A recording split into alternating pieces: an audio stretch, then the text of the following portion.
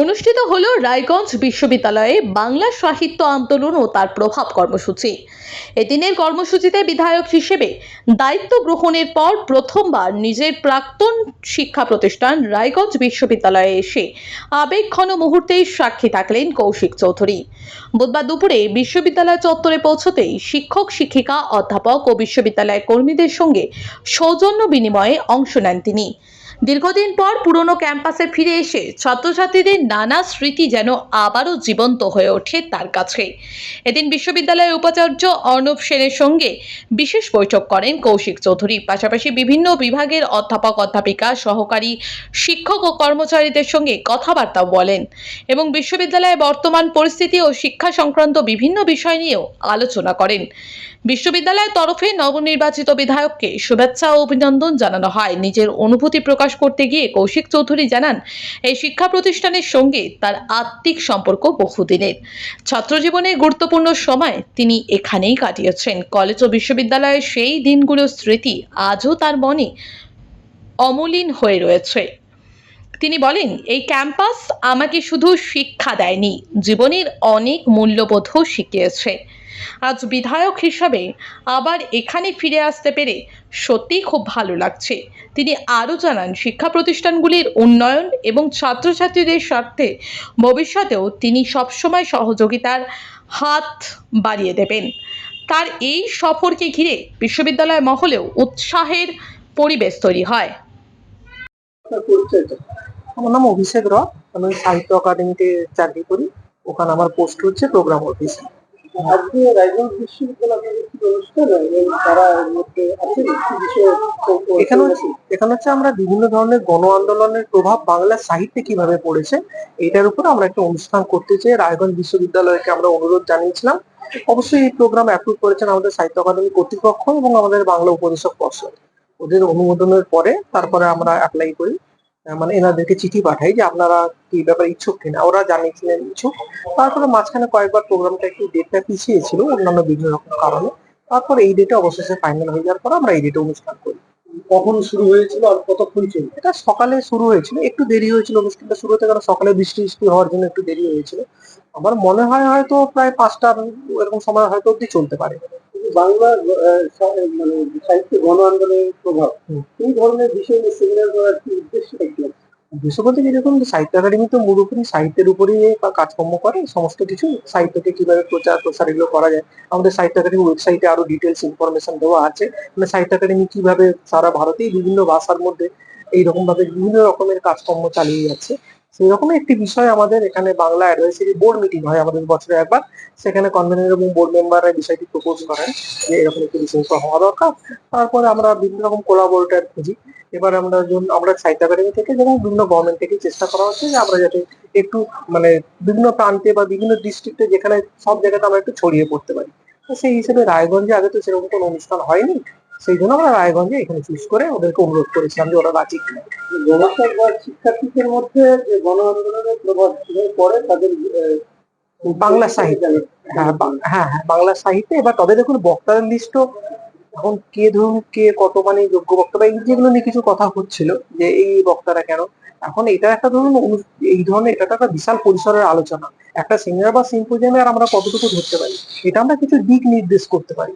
যারা বক্তা হিসেবে দেখুন ওখানে তো কার্ডে আমরা দিয়েছি, তবে আমার মনে হচ্ছে যতদূর নামের মধ্যে কীর্তি সাঁতরা ছিলেন, সেবন্তী ঘোষ ছিলেন, নিখিলেশ সরকার ছিলেন, জয়ন্ত বাবু ছিলেন, তারপর আপনার এই ইউনিভার্সিটির একাধিক অধ্যাপকেরা ছিলেন। এদেরকে নিয়ে মোট বক্তা তালিকা তৈরি হয়েছিল। এরা বলেছেন এখন দেখুন এখানে গণ আন্দোলন বলতে যে প্লেন রাজনৈতিক আন্দোলন তা নয়, আমরা ধরুন বৌদ্ধিক আন্দোলন গুলিকেও গণ আন্দোলন হিসেবেই ধরছি। যেমন আপনাদের একজন যেরকম বাউল নিয়ে বলবেন, যেমন বাউল সমাজের যে ওই রকম একটা দৃষ্টিভঙ্গি, সেই দৃষ্টিভঙ্গি নিয়েও একটা সময় মানে অনেকে অনেক সচেতন হয়েছিলেন। সেটা নিয়ে অনেকে বলছেন, কেউ তেভাগা আন্দোলন নিয়ে বলছেন, আবার কেউ নর্থ বেঙ্গলের বিভিন্ন মানে এই পরিপ্রেক্ষিতে কি কি গণ আন্দোলন কিভাবে বাংলাদেশের স্থান পেয়েছে এইগুলো নিয়ে বলবেন। এবার আমরা বক্তাদের চুজ করতে দিচ্ছি যে আপনারা কে কোন বিষয়ে বলবেন বলুন। এই চাইছেন সেভাবেই আমরা ভাববো, আপনারা আমাদেরকে ভাবাবেন। রাজনৈতিক ব্যক্তিত্বের লোকজন অনেক সময় নিজেদের একটা গণ্ডির বাইরে কিছু ভাবতে পারেন না, তো সেই গণ্ডি আপনারা সেই খুলে দেবেন এটা আশা করি। এবং এই ধরনের কার্যক্রম যেখান থেকে ভবিষ্যতের আগামী ভবিষ্যতের একটা খুব ভালো মানুষ তৈরি হবে, যারা ছাত্রছাত্রী যারা। এইটুকুই শুধু বলার। আর একটা আবেদন সকলের কাছে আছে, বিশেষ করে বড়দের কাছে, অধ্যাপকদের কাছে, যে এই ঘরটা আজকে ছাত্রছাত্রীদের দিয়ে পরিপূর্ণ হয়ে গেলে আরো ভালো লাগতো। তো আমি আশা রাখবো আগামীতে যে ধরনের সেমিনার বা যাই হোক না কেন, যে বিষয়ের হোক না কেন, কখনো সাহিত্য, বিজ্ঞান, বাণিজ্য, যে বিভাগেরই হোক না কেন, সবকিছু থেকে আমরা শিখতে পারি। একটা খুব সুন্দর কথা আছে, জীবনে আমরা কখনো হারি না, হয় আমরা জিতি নয় আমরা শিখি। তো সেই জন্য আমাদেরকে শিখতে হবে, প্রচুর জানতে হবে, এবং আমাদের জ্ঞান আমাদেরকে একটা খুব সুন্দর জায়গায় পৌঁছে নিয়ে যাবে। সেই জন্য এই ঘরটা চাইবো আগামীতে ছাত্রছাত্রী, ছোট ছোট ভাই বোনদের দিয়ে ভরে যাক, যারা আমাদের নতুন বাংলা তৈরি করতে সাহায্য করবে, যারা আমাদেরকে স্বপ্ন দেখাবে এবং যাদের স্বপ্নকে সার্থক করার জন্য আমাদেরকে কাজ করতে হবে। ধন্যবাদ, সকলে ভালো থাকুন। এই সকলের জীবনে পরিবর্তন আসুক, যারা যে কাজ নিয়ে ভালো থাকতে চায়, যে কাজের মধ্যে যারা ডুবে থাকতে চায়, তারা সেই কাজটা নিজেদের মতো করে করুক। সেখানে সমাজে সবার অবদান থাকুক, সমাজে সকলে এগিয়ে আসুক। তো সেক্ষেত্রে সবসময় সহযোগিতা থাকবে আমাদের সরকারের এবং আমাদের সকলের সহযোগিতা ছিল। স্যার বলেছেন কিছুক্ষণ আগে যে সোনার বাংলা। তো আমরা চাই যে সোনার বাংলা সমাজের সর্বস্তরের মানুষকে নিয়ে সমাজের সর্বত্র ক্ষেত্রে একটা পরিবর্তন আসুক। যে পরিবর্তনের স্বপ্ন আমরা দেখছি, যে কারণে, যে কাজ নিয়ে আমাকে জন্মেছি, সেটা যদি আমার পূরণ হয়, তবে আমি সার্থক জীবনের পথে ধীরে ধীরে এগিয়ে যাব। তো এটাকে আমি খুব সুন্দর করে বিশ্লেষণ করি, মাঝে মধ্যে নিজের মতো করে বিশ্লেষণ করি। যখন উত্তর খুঁজে পাই না, তখন আমি অন্য কারোর সাথে কথা বলি, কাকে বলে, কত ধরনের সুখ হয়।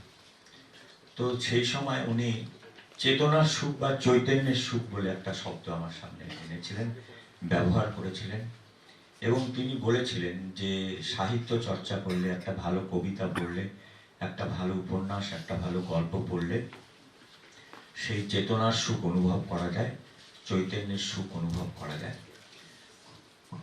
তো আজকে আমার পরম পাওয়া, গত 2 মাস ধরে নির্বাচন ঘোষণা হওয়ার পর থেকে আমার সেই চেতনার সুখ থেকে আমি বঞ্চিত ছিলাম। একটা অন্য ধরনের পরিবেশ পরিস্থিতির মধ্যে চলে যেতে হয়েছিল, এবং আপনারা সকলেই জানেন পশ্চিমবঙ্গে নির্বাচন মানে কাশ্মীরের যুদ্ধের মতো, ভারত পাকিস্তান যুদ্ধের মতো পরিস্থিতি।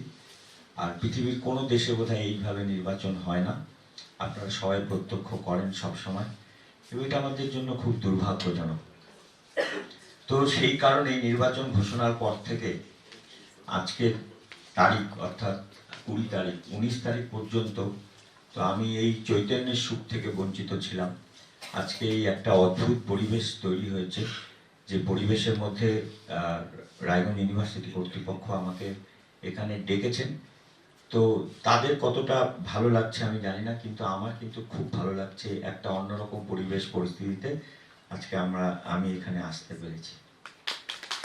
আমি সবসময় যেটা ভাবি সেটা হলো সফল জীবন এবং সার্থক জীবন। সফল জীবনের মধ্যে যুক্ত আছে মান, সম্মান, ঐশ্বর্য, টাকা পয়সা, কিন্তু এটাই আসল জীবন নয়। আসল জীবন হচ্ছে সার্থক